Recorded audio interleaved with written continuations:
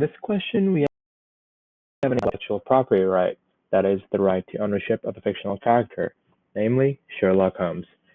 As per the US Constitution, ownership of such a fictional character can only be granted for a limited amount of time, but we want to explore and evaluate its particular law. So, what are the disadvantages if an author or his or her descendants had a perpetual copyright over a character? Also, are there any advantages? So the main disadvantage we should think about is the loss in economic value. As Judge Posner has stated, the longer copyright law is, the less public domain material there will be in general, and so it will be more costly for any author to take up a pen and write about something that they have to pay a fee for. There would be a lot less pieces of work available that are to do with Sherlock Holmes and his adventures if the copyright was still enforced.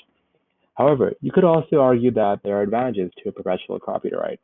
If there is a case where the author is still continuously developing a character or a series and plans to pass on that mantle to his descendants or to continue to provide creative content to the economy, then it will be a net benefit to society to incentivize the author to keep working. However, it is hardly the case that the character or book is developed perpetually by the same people. Usually it's just descendants collecting money without providing any additional economic output. So it's much better to have a limited copyright duration than a perpetual one.